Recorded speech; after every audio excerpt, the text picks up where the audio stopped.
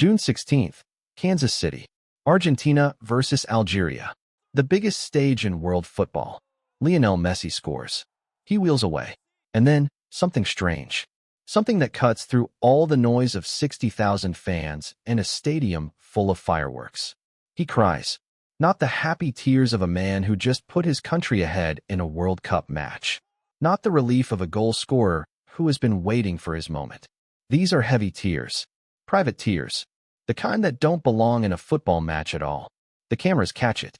The world sees it. And for 2 days, nobody knows what it means. Then, on Thursday, 48 hours later, the Messi family released a statement. And suddenly, everything about that moment makes complete sense.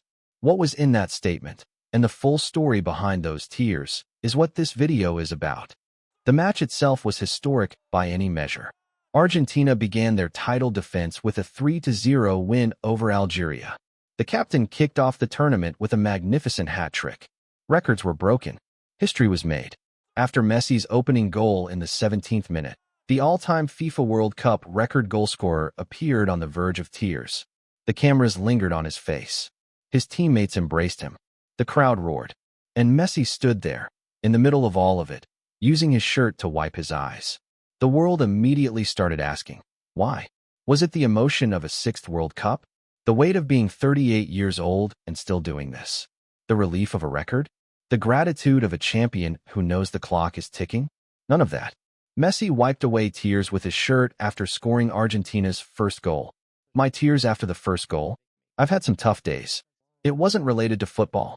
And those feelings were because of that. Messi said. Not football. Tough days. He said it at the post-match press conference, in a room full of journalists, and then didn't explain further. Messi said, what I'm dealing with has absolutely nothing to do with soccer. I've been through some difficult and complicated days, but I'm grateful to everyone in the delegation and to my teammates, who have been by my side as always, giving me strength and helping me stay focused. He scored a World Cup hat trick carrying something that had nothing to do with football, something heavy enough to make him cry in front of the entire world. And for 2 days, nobody outside the Messi family inner circle knew what it was. Then Thursday happened. And what the internet in Argentina did before the family spoke is, in itself, one of the most troubling parts of this entire story. Because the rumors that circulated before the statement, and what those rumors said, crossed a line that no public figure's family should ever have to deal with. The family statement, released by Messi's media office, came on the same day that reports of Jorge Messi's death circulated in Argentina. Death rumors. About a 68-year-old man who was very much alive, under medical care, but alive, and according to his family, recovering. The Argentine footballer's family revealed that Jorge Messi is going through a health issue. The family is very worried about the false reports and rumors saying Lionel Messi's father has died. They called out those spreading fake news for being disrespectful and insensitive. Think about what that means in practice. Lionel Messi is in Kansas City, preparing for a World Cup. Across the world in Argentina, his father is receiving medical treatment for an undisclosed condition. And somewhere on the Argentine internet, people are publishing and sharing reports saying his father is dead. False. Completely false. And yet spreading fast enough that the Messi family had to issue a formal statement, a public statement, just to correct the record.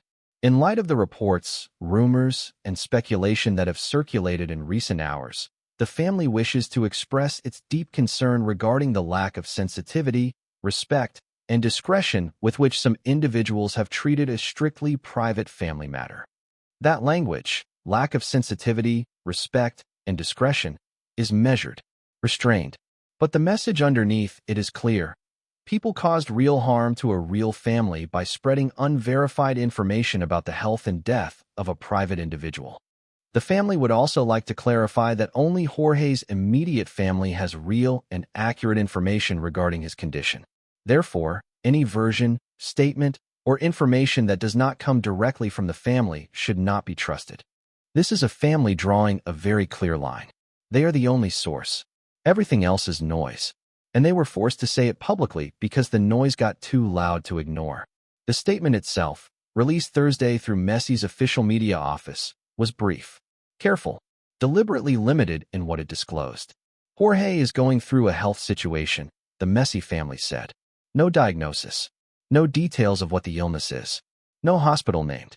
The family did not specify the illness that the 68-year-old Jorge Messi is suffering from.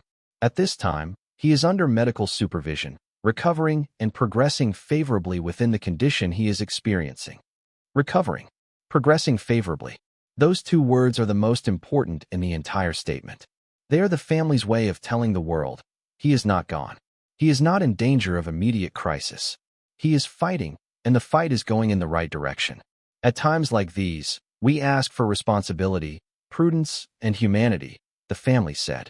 A person's health and the peace of mind of their loved ones should not be the subject of speculation or irresponsible media interest.